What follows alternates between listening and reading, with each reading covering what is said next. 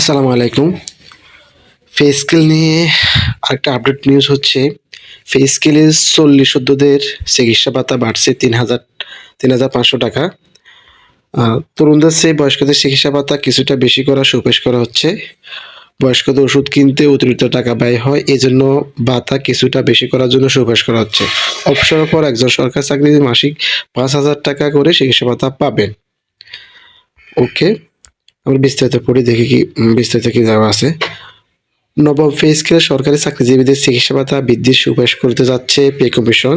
৪০ বছর বয়সীদের জন্য মাসিক চিকিৎসা ভাতা ৳৫,০০০ করার প্রস্তাব করা হয়েছে, যা ৳৩,৫০০ বাড়ানো হবে।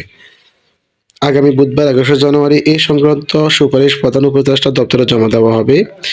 সোমবার আজকে ১৯ জানুয়ারি পে কমিশন একটি সূত্র জানিয়েছে, নবম পে স্কেলে ২ ক্যাটাগরিতে চিকিৎসা ভাতা দেওয়ার সুপারিশ করা হচ্ছে। প্রথম ক্যাটাগরিতে যে সকল চাকরিজীবীদের বয়স ৪০ বছর কিংবা তার কম, তাদের প্রতি মাসে ৳৪,০০০ চিকিৎসা ভাতা দেওয়ার সুপারিশ করা হবে। আর দ্বিতীয় ক্যাটাগরিতে যাদের বয়স ৪০-এর বেশি, তাদের ৳৫,০০০ চিকিৎসা ভাতা দেওয়ার সুপারিশ করবে কমিশন।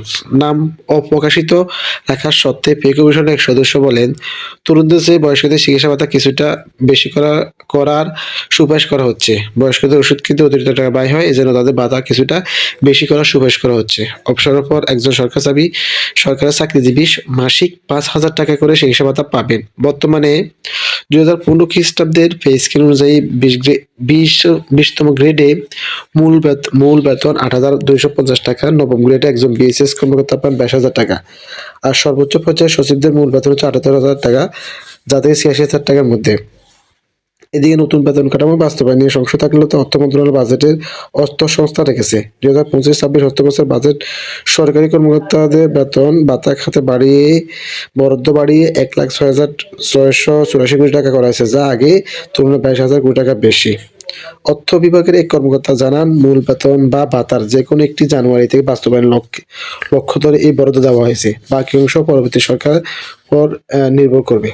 তবে রাজস্ব আদায়ে ঘাটতি, সুদের উচ্চ ব্যয় এবং সামগ্রিক অর্থনৈতিক চাপের কারণে পে কমিশনের সুপারিশ পুরোপুরি বাস্তবায়ন করা সম্ভব হবে কিনা তা নিয়ে শঙ্কা।